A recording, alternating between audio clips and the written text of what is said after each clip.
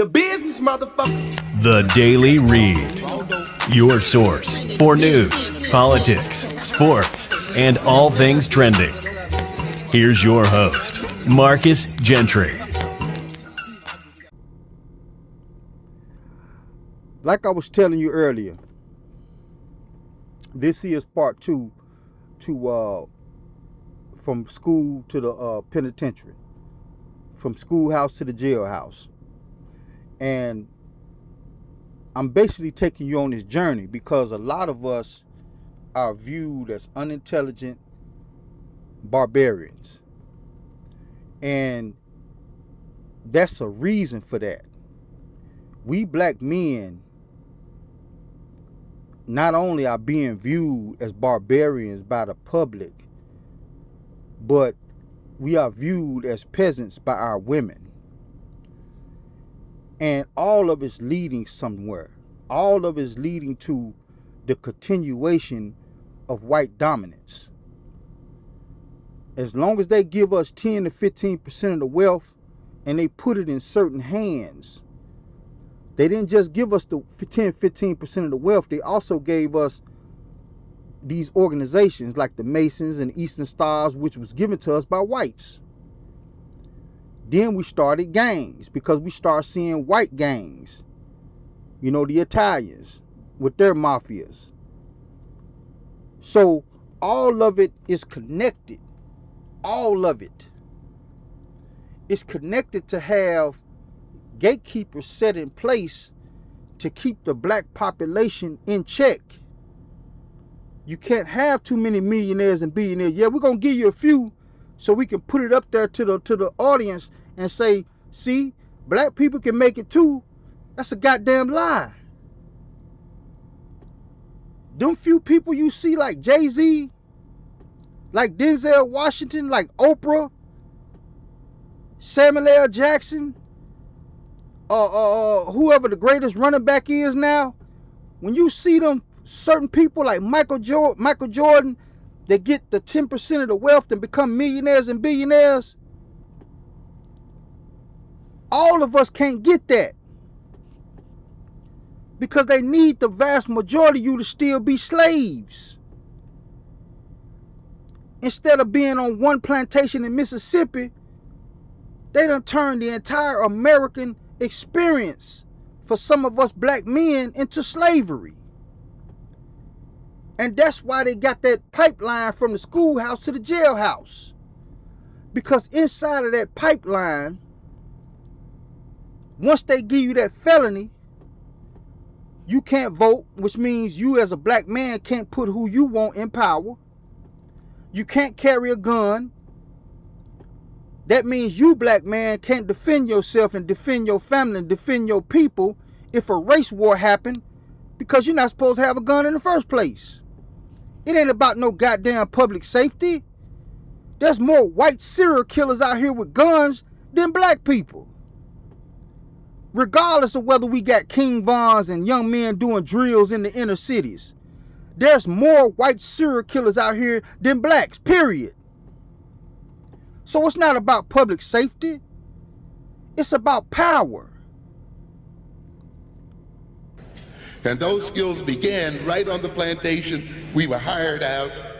In a sense, then, the plantation was the first training school for African people. And to a great degree, the slave masters recognized, as they do today, that a trained slave could sell for more on the marketplace. And therefore, when you went on the auction block, the more skills you had, the more he could fetch for you. In fact, some of the skills were developed as an investment so that when the slave was sold, he would bring more than was invested in it. Sounds like today, ladies and gentlemen? Sounds like this kind of thing when we are told and we tell our children to build your marketable skills so that when you go on the auction block in front of your white employers, you can demand a higher price because you can project the skills that he has set in you. What do the French tell us? The more things change, the more they remain the same. And this capacity we must maintain, or else we will be deceived by superficial changes, as so many of our people are. Some of you heard me on the radio this morning. You heard some references to Colin Powell as representing some advancement for African people. And yet those of us who have a little knowledge of African history and of the history of the Byzantine Empire know very clearly that there were slave generals. He exactly right. Napoleon Bonaparte had a general who was black. A lot of people don't know that because Napoleon Bonaparte put him in jail and tried to wipe him from history. That black general from Napoleon led thousands of men in battle. So Colin Powell becoming a general, that wasn't no first. Yes, generals who led massive armies who were slaves. And despite the fact that they were generals and led imperial armies, they were slaves just the same.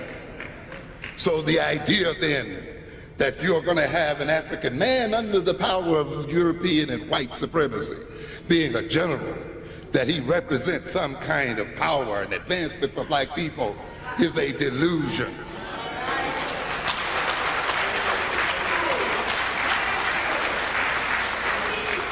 And I'm certain, if you read people even like Chancellor Williams, and God bless his soul and rest his soul, who talks about those Africanized Arabs also leading those armies against whom? Other Africans. So let's not get carried away about black man being ahead of the U.S. Armed Forces, ladies and gentlemen.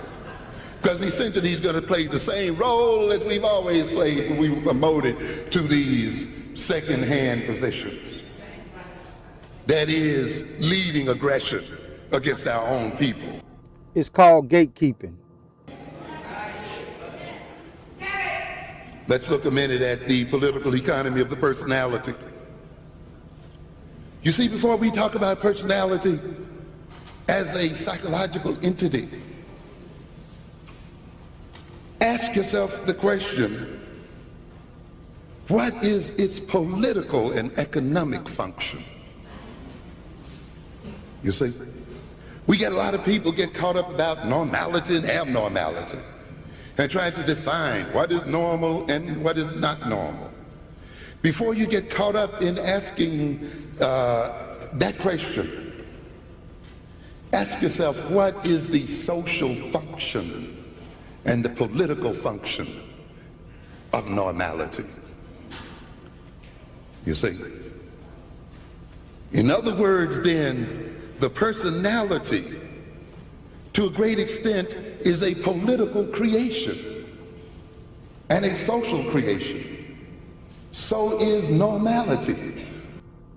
Normality for us now is the whore culture in our black women, single motherhood. All of it leads to school to prison pipeline. That's the normality now. And it was perpetuated by white supremacy, given to the certain hand-picked Negroes to maintain 10 to 15% of the wealth in this country. Everybody else, you got to scramble for it, kiss ass for it, suck dick for it, bend over the casting couch for it. And you still might not ever get it. That is why they are defined differently by different cultures. And that is why what is called normal in one may be perceived as abnormal in the other. And therefore, to a great extent, what is normal and what is abnormal are the results of the interaction of social power and social forces within a society. The personality and abnormality are the results to a great extent of the systematic use of reward and punishment on the bodies of people. Threat and intimidation, control of information, control of interaction and social interaction in such a way that over time people tend, as a result of social conditioning, to behave in particular ways. That's the gatekeepers. Instead of whites doing it, they've put certain people in power to do it. The Diddy's of the world, the Suge Knights of the world. You got to understand how this is being played out against us. That's why I advocate for American men, but especially American black men that make under $100,000 a year. I don't play around with that. I don't play around with these females. I don't care about what you say about me. I love my mother. I love my black women. But I will stand on your damn neck because I can see what is going on, even when you can't see it. That's why we supposed to be in leadership. And that's the reason why they took us out of leadership and tried to put black women in the leadership role. Because as long as they got baubles, jewelry, cars, houses, they don't care about none of this. But we black men do. Let's continue on. And often then, those who define what is normal and what is the normal and what is the normal personality are those in power. And their definition of personality and normality involves then the conditioning of people in such a way that in relating one to the other, in those people perceiving themselves in particular ways, in perceiving the world in particular ways, they maintain a social and economic system. They respond to particular authorities and particular types of stimulation and specific types of signals. Am I making myself clear?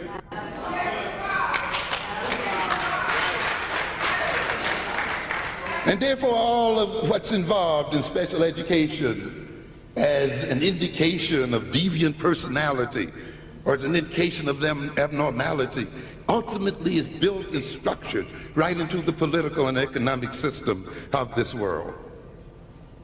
And we must keep this in mind before we just fall for the okie-doke and take what somebody else describes as normal. Ladies and gentlemen, to be a normal black man and woman under white supremacy, according to white definition, is to be sick, according to African definition.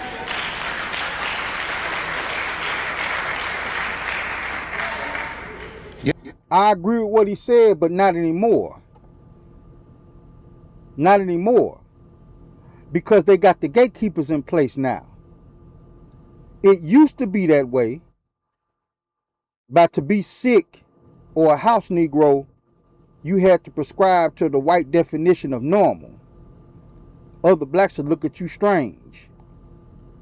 But now, it's a normal thing. I was just with a group of people a couple of years ago. I didn't hang with them motherfuckers. They thought I was strange. They would all go out and drink together and kick it and shit. I already peeped what type of people they were. That's when they started plotting. That's when they started tracking my phone, tracking my locations. And then there was other things involved in that. Things in the past that relates to gangs.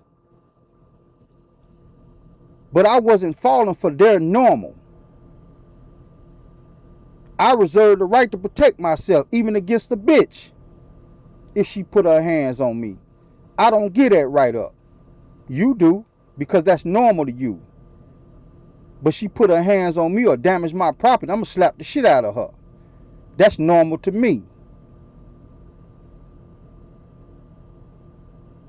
I'll give out charity, but I'm not finna give out charity to you and then you turn around and give some of my charity to your side piece because she got kids. That's not my business. I gave my money for book bags and toys to go for poor people. And you give out some of it to the poor people, and then you take some of the toys and book bags and take it over to your side piece house. Not your wife kids, but your side piece kids. Like you just some kind of big shot. That's normal to you. That's abnormal to me. Y'all get what I'm saying? Y'all understand what I'm saying? We black people are not dummies. We are highly intelligent people. From the time we left as slaves in Africa and came here breaking our backs in the cotton fields, we still were intelligent people. And to this day, we still intelligent people. No matter how many King Vons you got out there doing drills, killing people, we still highly intelligent people. We see what's going on. Some of us black men do. And for you 10 to 15% of the black men that got the wealth and got the power, we see you. Some of us, you can't come around some of us playing games. Because we peep right through that bullshit. We see the gatekeeperism. Let's continue on. Yes. Personality and normality involves a particular organization of the person's ways of thinking, the organization of a person's ways of behaving, of seeing the world, of seeing himself, of looking at the world and relating to people in that world. More deeply, it is an organization of people's tastes and interests and desires.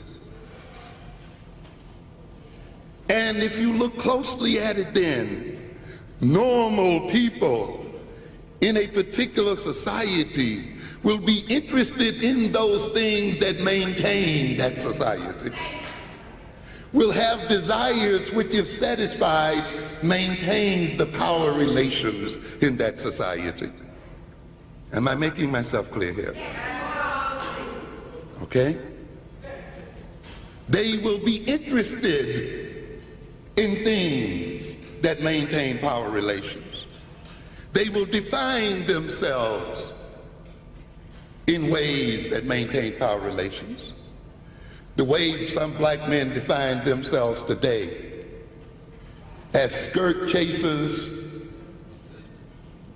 as beer drinkers, looking at a TV set, watching men run into each other and fall down. That's a man. Keeping up and being solely obsessed by women, solely obsessed, as we say, with playing with balls. Yes. Drinking themselves into a stupor, looking at people run and bang into each other and get up and run again. Not reading, not studying war, not developing economic power, not developing military power, not learning how to relate and associate with other men and women. Let me translate that. Remember, I said they gave 10 to 15% of the wealth to certain blacks. Those certain blacks are football players, basketball players, entertainers, anything to entertain. But entertainment is not power. You might be able to buy you a Maybach. You might be able to fly some bimbo that's on Instagram out to California and have sex with and send her back home. You might be able to do all of these things, but that's not true power. That's play. You can't mend a wound. You can't help a black woman have her baby.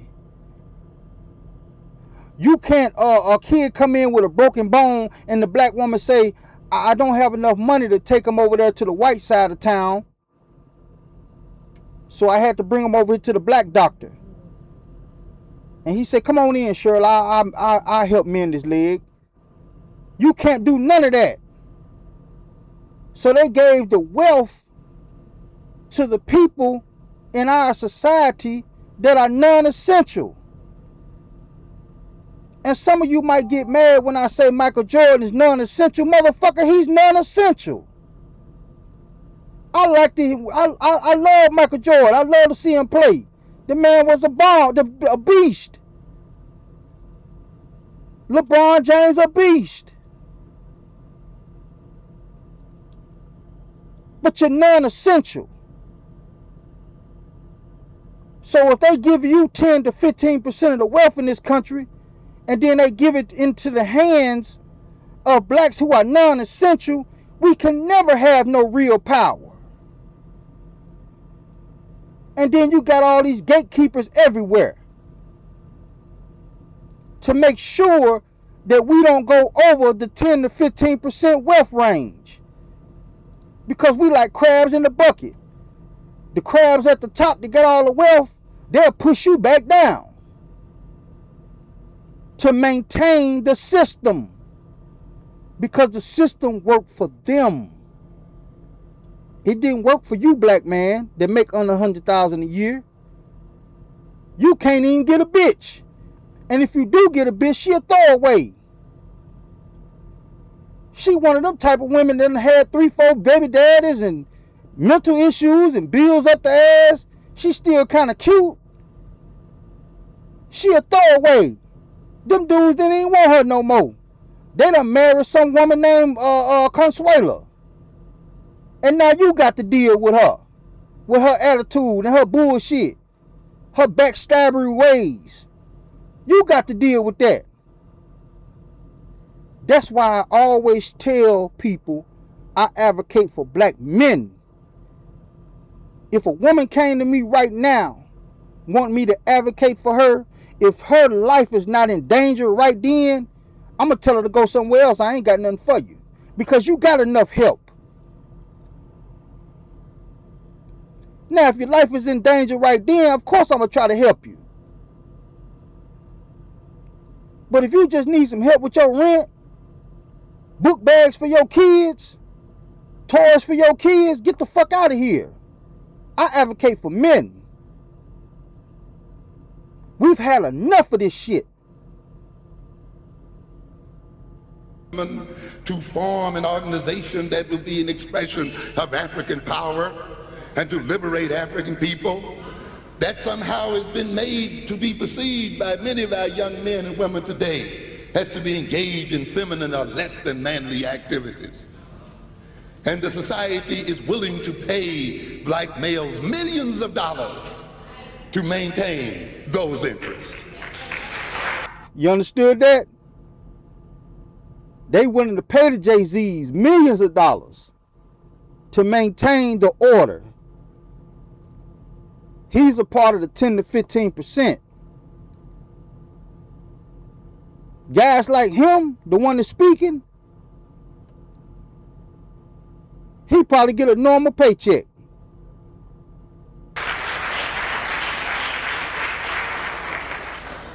That's why I have told you in other contexts that man has little to do with your penis or your testicles. What is a man has a social definition. It is a political definition. The definition of what is a man must be ultimately connected to the needs of the society itself, so that a man in acting out his manhood is maintaining his social group. If man... Now, we getting into the nitty gritty. What he's saying is correct. The definition hasn't changed of what a man is in the black community.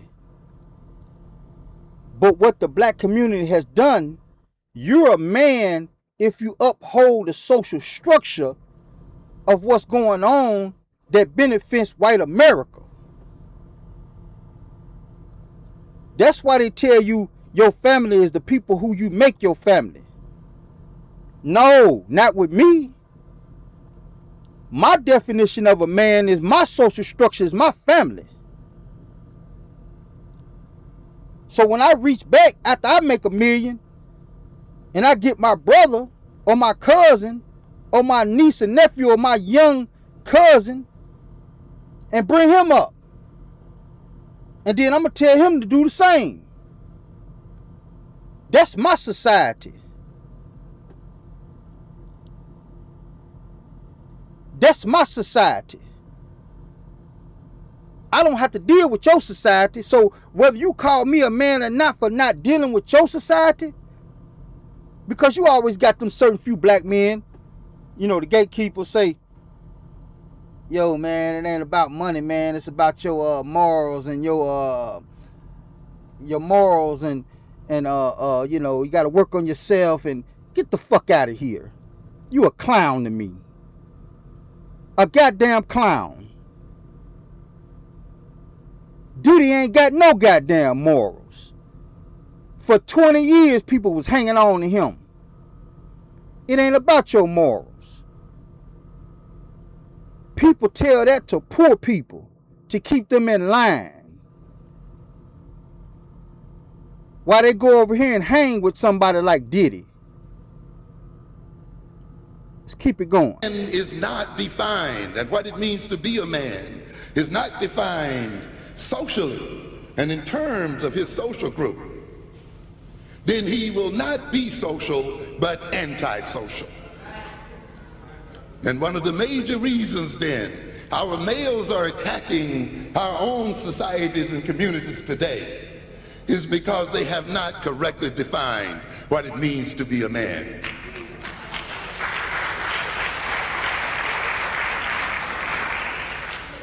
A normal African man would not kill another man in order to take the money he rifles from his pocket to a